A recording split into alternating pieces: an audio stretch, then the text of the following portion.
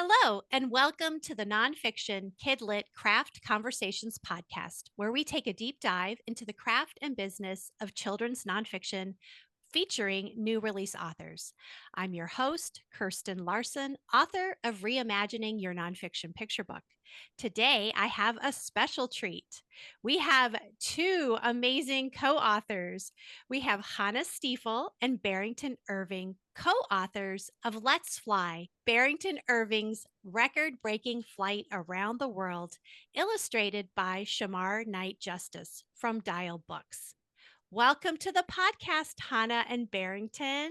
Thank you. So great to be here. Yeah, nice to see And you. I'm excited. Well, let's go ahead and dive right in. I would love for you to introduce yourself and your book. We'll start with you, Barrington. Sure. So, hi, everyone. I am Captain Barrington Irving, Guinness World Record holder for flying solo around the world. I also have the opportunity to do some amazing expeditions in the world, exploring different aspects of STEM plus, and I'm very proud to not only be a pilot, but to be a author and to have the ability for my story to be told in such a powerful way, thanks to Hannah and her team. Awesome. Welcome. Yeah. And you're a huge into aerospace education and aviation education, which I just think is so cool. So yeah, Hannah, we've known each other a long time. Introduce yourself for folks who may not have met you. Thank you so much for having us. I'm Chana Stiefel, and I co-authored Let's Fly with Barrington, as you said. It's a real honor to have been able to bring this story into the world. I write both fiction and nonfiction. I got my start in nonfiction after journalism school. I had done a um, science, health, and environmental reporting program at NYU, and down the block was Scholastic. And I started writing for children and never turned back. And I've written over 30 books for kids. And I'm super excited that we now have a new book in the world. Yay. And I should say, some of your books have won some pretty fabulous awards. So that's Thank you. Yeah. it's wonderful to be able to talk to you. Thanks. All right. So we're gonna move back and forth, but I'll start with the first question for you, Hannah. So this is actually the second book that you have written about Barrington. So the first book was a middle grade called Sky High, That's right. which was kind of a dual biography of Barrington and Neil deGrasse Tyson, if I am saying that correctly. Okay. Um, Right. so you've written about Barrington for a middle grade audience. Now you two are co-authoring for a picture book audience. So I'm just curious a little bit about how this second project came together, this picture book. Was it because you had this pre-existing relationship? Like how did this work? Right. So this book came out in, I believe it was 2012. And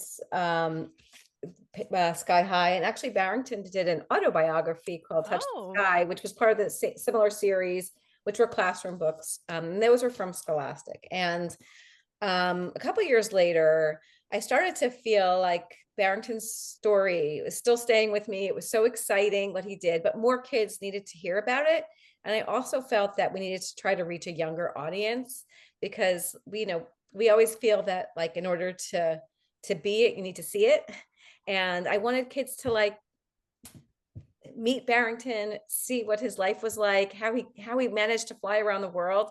And I saw it as a very visual story. So that's why I thought picture book.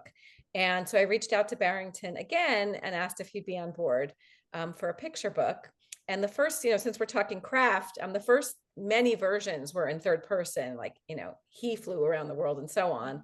But then I came to realize that it was definitely Barrington's story to tell and wanted him to be on board as co-author.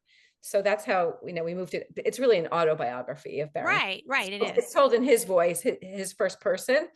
And the other thing that I wanted to accomplish was to have kids feel like they were sitting in the co-pilot seat as Barrington tells his story and flies around the world and reflects on how he got to where he is. So that's how the story came about. And we were so lucky that the book went to auction, and Penguin Random House, our editor, Jess Garrison, picked it up, and now it's here. We're so excited. Fantastic. Congratulations. And Barrington, were you and Hannah working together on her middle grade book when she was working on that?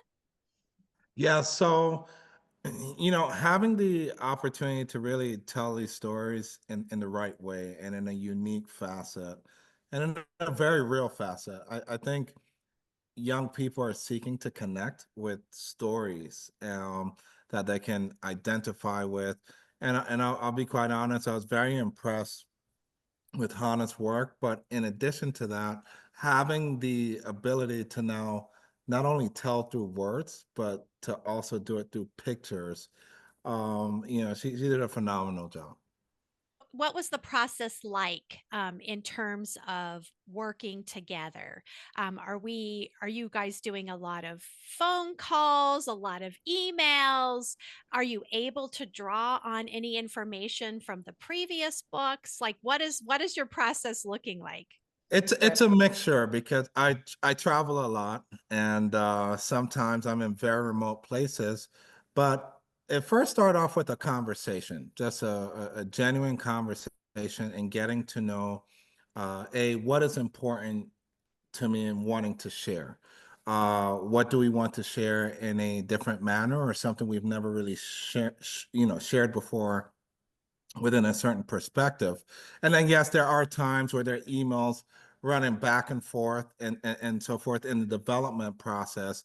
But anything that has to do with the heart of the story and the uh, genuine goal of inspiration, a lot of that's driven through conversations. And so Hannah had mentioned that her goal coming into this was that she wanted to inspire kids and show them, your story, and also to have that feeling of being side by side with you as they're going on this flight. So, did you have any other goals, or were you all pretty much on board together from the start? Yes, we're pretty much in sync in wanting to share certain aspects. Now, granted, there are things like flying through a sandstorm or, landing with 12 minutes of fuel left in your airplane or dealing with thunderstorms, but you don't have any de-icing. You really have to have conversations around those things for someone who isn't a pilot. What does that mean? How does that feel? How challenging is that? And we know kids aspire to do things of exploration in so many different facets, and kids love to take calculated risks. So it's a balance where you're weaving in these various elements of even how did I go from being bullied to school Mhm. to wanting to fly around the world or even get involved in aviation? How did these things come to be? And they're like these hidden gems along the way. Right, right. Yeah, Hannah. So Yeah, from your I wanted perspective, to chime in. Yeah, there's so much to unpack here. I also recall, Barrington, that there was a huge log of your trip, your voyage around the Yes. world that your former publicist Holly put together, Holly Pepe.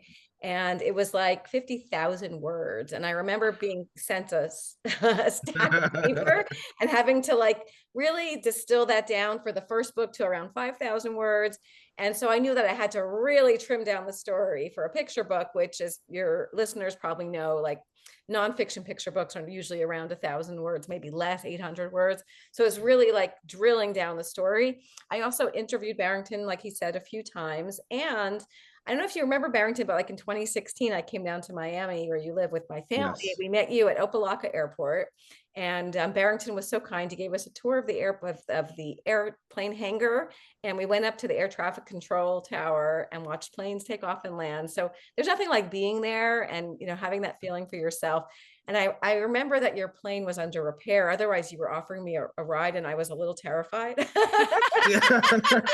But that would have been cool. But I have gone in small planes since then. I was in Alaska and in the co-pilot seat of some small planes. So that actually helped me with perspective as well. But yeah, so like drilling down the story from interviews, from other news sources, because there was a lot of coverage in Miami, at least and national coverage of Barrington flying around the world. So I read a lot of those books. So I have like, bins of resources that we went through. And then like Barrington said, like, how do you convey to kids? Like I wanted to spend lots of time on all the challenges, like the sandstorm, all kinds of like weather events that he faced that were just really scary. And there was dense fog that kept him in Japan for a long time. And I wanted to really like spread that out. But unfortunately, as you know, with picture books, we don't have that much space. So that came down to like, sharing that on like one spread. And then a lot of stuff went to back matter. A lot of the more information went to a timeline and other stuff in the back matter.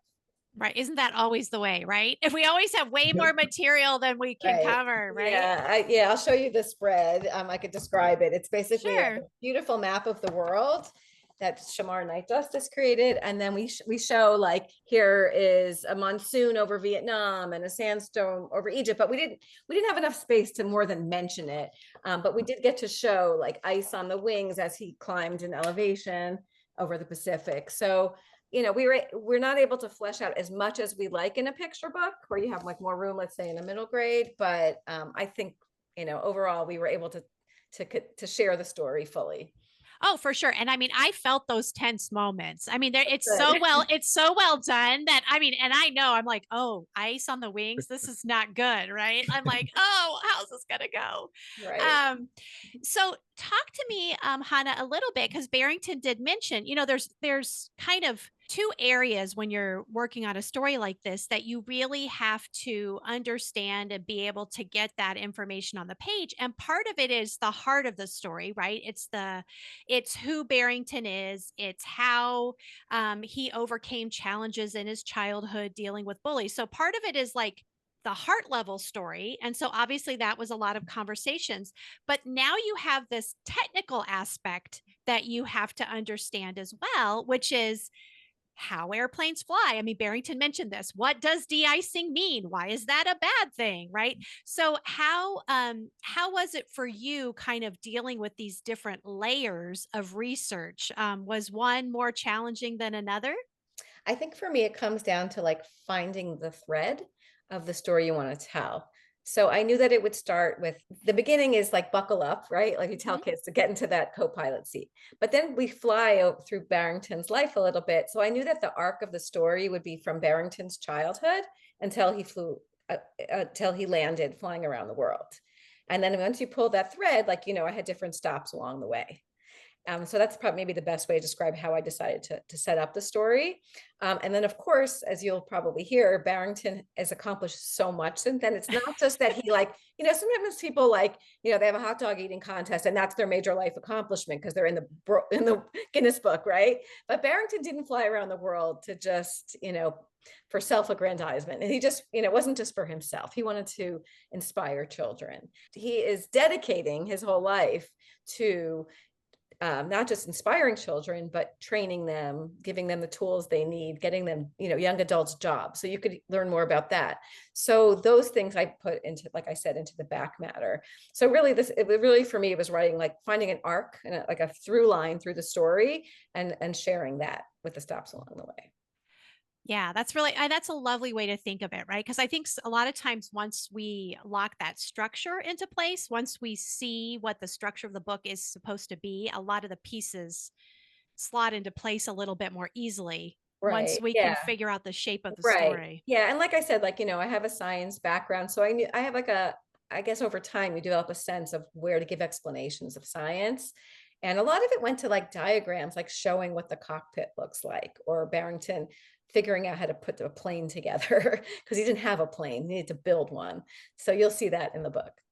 Yeah, well, and that's a great point. So I do have a couple of questions for you, Barrington. So, I mean, first of all, what is it like to be working with somebody on your own life story? You've told your own life story for an audience, but what is it like? How did Hannah do? But what I appreciate is her willingness to understand perspective, because oftentimes there's an answer to a question, but sometimes part of that answer relies in the perspective. How did you feel at that moment in time? What was going on? What was your specific challenge? Or you know, how did that complicate something else? And she did a great job at that and really understanding holistically. Here you have a person who want to do this amazing record setting thing, and there are all these simultaneous things taking place at the same time. It's not just, okay, you got the plane and you got the parts. Well, who's going to train you? Right? How does that work?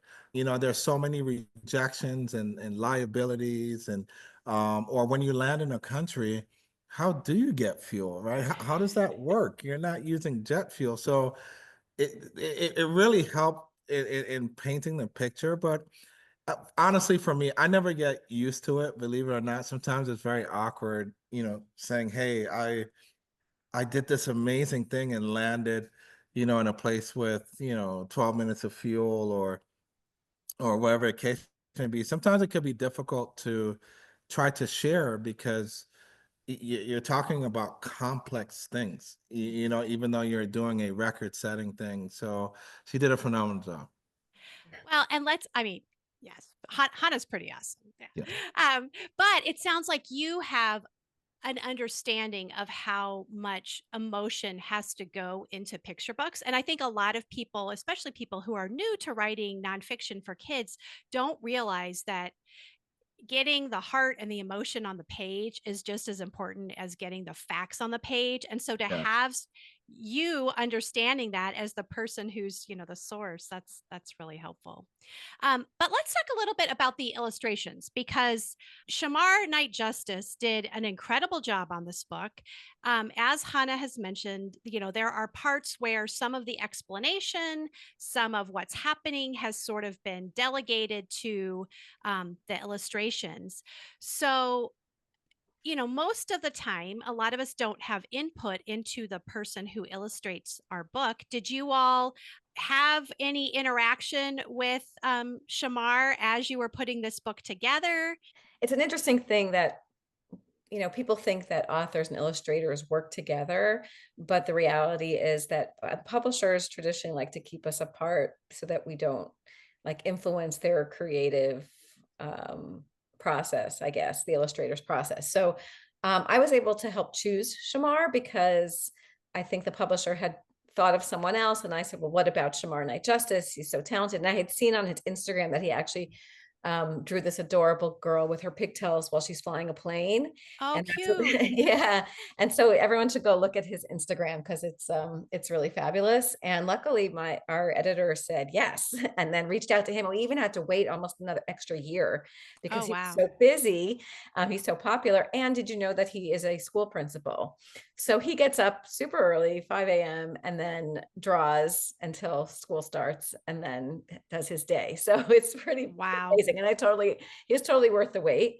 I was able for like the technical spreads to send like what is the the cockpit look like, and so he could do those diagrams. We sent images of Barrington's plane and so forth, and lots of photographs. We have like a folder of photographs of Barrington growing up, and what he just so he would have like images to work with. And then Barrington, were you also involved like in sort of fact checking the art when the art came back? Were both of you involved in that fact checking process, or what did that look like? Yeah, so fact checking from the aspect of, okay, is this instrument here? Do we name this instrument correctly? Or the different parts of the aircraft? What were some of those critical parts I had to go out and get donated? But honestly, my first conversation with him was through a phone call. I'll actually never forget it Oh, because I was in between stuff and I was coming from the barber shop, and we were able to connect on the phone and just have a real conversation, right, as it relates to the importance of young people seeing themselves as me throughout the story, and whether it's in one phase of life or all the different phases. And that was pretty cool to have that suggestion be honored, and it came together. Yeah, I mean, because again, going back to to Hannah's comment, most of the time we don't get to have a conversation with the illustrator as we're kicking off a project. But how cool that you all came to agreement that this needed to feel like the child was in Barrington's shoes, going on this flight with Barrington, and that was able to be carried out through both the words and the language and the illustrations. Barrington, you have you've done some amazing things early on in your life and career. You are continuing to do amazing things, inspiring kids around the world. Do you have a vision for telling other parts of your story, other parts of your life in books for kids? And what might some of those pieces of your life be that might become future books? This is actually a great question because there are other stories I'd like to share of different experiences I've had in life. Yes, I get a chance to do all of these different amazing expeditions in different parts of the world, whether it's going, tracking down sea snakes and showing how you can utilize their venom and DNA to help people, or even sharing stories about having kids build me an airplane and then go out to fly it, or having kids build me a car faster than a Ferrari 430 Spider and going out to race it. Um, there are other stories and experiences that I'd like to tell, but also show visually because I think a lot of young people would connect with those type of things. How do you go out and make a courageous decision in life? Oftentimes, young people are asking me, well, how did you know you could do it? And I'm like, well, I didn't know I could do it. I just believed in myself, and I collaborated with people. Yes, you might, see me in the media, but I worked with people in order to make these things happen. There are several stories out there that I'd love to tell in different capacities. Ah, that's really cool. Yeah, I want to hear about the sea snake DNA myself. Right? Yeah. Hannah, did you have something that you wanted to add, or any other as you've gotten to know Barrington, other facets of his story that you find fascinating? Yeah, I'm amazed by his work. So Barrington is very humble, but he does many different programs for children in addition to flying airplanes. So Barrington, you might want to expand on this more, but one is called Experience Aviation, which is an after-school program for kids in STEM. Flying Classroom, which he referred to, is when he did more than 80 expeditions around the world where he zooms into classrooms and teaches kids science. And now the Barrington Irving Technical Training School, BITS, where he teaches young adults about careers in aviation and helps place them in jobs, which is just exactly what the world needs right now. And Wow. yes, so I don't know how there's enough time in the day, but just to get it all done. And so you can see why I wanted to write a book about Barrington and why his story needs to be told. And the other thing is, we were talking just in terms of the writing and layers, like the book is really about following your dreams. It's not just Mm, about flying, but it's about for whatever your dreams are. And it gives you like a very encouraging recipe for that, which is like Barrington, to study hard, to work hard, and to practice because practice makes better. And so I would love for that to be the takeaway for kids. Yeah, well, and I think you also do a really good job of showing the importance of having mentors, an adult in a child's life Totally. I mean, you really show that an adult can have an impact in a child's life, and it doesn't have to be a parent or a teacher. Any one of us can be the person for a kid. And I think that's really magic. 1000%. That's what happened to me, and it happens to me over and over again. I think oftentimes adults think mentorship is like a lifelong journey. Yes, in some cases it is. But oftentimes there are folks who mentor me for 5, 10 minutes or an hour or two. And there are folks who I get to know over, several weeks, several months, several years. But everything has its moment in time and its meaning. I would have never considered a career in aviation if it wasn't for a chance meeting, even though I think it's a destined meeting. But I was just looking out of a store window and I saw this guy pull up in a nice, luxurious vehicle with Mhm. this uniform on. Had no clue what the uniform represented. And I didn't have the courage to approach him when he walked in the store, but he saw that I was staring at him, and he approached me, and he said to me, "Hey son, have you ever thought about becoming a pilot?" The rest was history.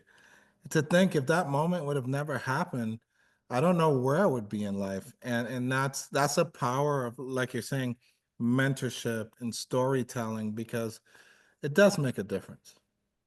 Well, and now you two have created this book that, even if a child can't meet you personally, Barrington, and obviously a lot of kids are meeting you personally, which is awesome. But even for those who can't come to one of your programs, now they have, they feel like they have you with them and that you're speaking into their lives and being a mentor. It's really cool. To think I just wanted to fly an airplane and make some good money while doing it. And I never imagined, co-authoring a book or inspiring someone. I think it's what I appreciate most in life. Yes, I get to go and travel and do all these amazing things, but when you can turn that light bulb on for someone else, that's what it's about. Oh, it's so awesome. Amazing. Is there anything that I have not covered that you all think that is important, either from a craft aspect or anything else that you all want to share? Hannah, I leave it to you. Oh, I'm just so like I'm almost speechless right now. But yeah, I just say that it's a real privilege to be able to partner with Barrington on this project. It's been like a joy. I would add that, I might have written the words in Barrington's voice, like voice is really important, but to hear him read it is super special because we on our launch day, we did a lot of really fun launch events. We did a signing at Books of Wonder. Barrington was interviewed on the Today Show at the Intrepid, and then we had a really fun launch party at Curious Reader in New Jersey, where I live. And I got to hear Barrington read it for the first time to children. And to hear him read the story in his voice is amazing. And everyone gets to hear it now because Barrington did the audiobook. Yay! And which I think is really Yes. unusual for picture books. The subject of the picture book read the story about himself. So, I think that is just one of the most amazing things. Well, and I do have Barrington, I do have a follow-up question about that. So, obviously when you're reading a picture book, there are pictures that are telling half the story. So, I'm just curious from like a technical perspective, was there some kind of description added besides just the words that Hannah wrote? Like, how do you capture what's in the illustrations for an audience that's just listening? Woo. So one of the privileges I had in doing the audiobook is I had the book with me, right? So I'm able to explain to a certain degree what's taking place, what's going on, which helps quite a bit from an illustration standpoint. But to be quite honest, through the audio, you can picture the major things of what's taking place, right? So the descriptions are talking about things such as the environment I grew up in, or discussing the turbulence, So Hannah really did a great job at that, where you want students to imagine. You don't necessarily want to give it away, but you want them to imagine as they hear it, and it honestly made it easier for me. That's wonderful. I love this. I love this idea that kids can both hear it and see it. That's fantastic. Yes, Oh, yes. that's wonderful. Well, congratulations on this amazing, amazing book. Thank you. Thank you. We'll go first to Hannah and then Barrington. Where can people connect with you and buy your book? Sure. So the book is available everywhere books are sold. I love to send people to indie bookstores. I know that we signed a lot of copies at Curious Reader in New Jersey, so you can go online, or Books of Wonder in New York City. But really, anywhere books are sold, online or in stores, you can find it at the library. And I believe there's an ebook, but also the audio book, which is available. And you can reach out to me through my website, chanastiefel.com, which is ChanaStiefel.com, or on Instagram and Facebook at Chana Stiefel. Fantastic. And Barrington, you have just sort of touched the tip of the iceberg about a lot of the amazing things that you're doing. So, for people who want to connect with you, what is the best place for people to find you online? So they can go to flyingclassroom.com, or they can go to BITT school.com. They'll be able to reach out to us. We're very grateful in regards to the different things we're able to just do in education, whether for kids or adults. We now say we educate K through grade, so it's been catching on pretty cool. So, but we just want individuals to realize their highest self, through aviation, through the world of STEM. And it's been working for us for the past 20 years. We've been doing this. Oh, I love it. Well, it has been my honor. Best of luck to both of you on your next adventures, wherever they take you. Thanks for having us, Kirsten, and congratulations on all of your books too. Thank you. Absolutely. Blue skies to you and to your fans. Take care. Thank you for listening.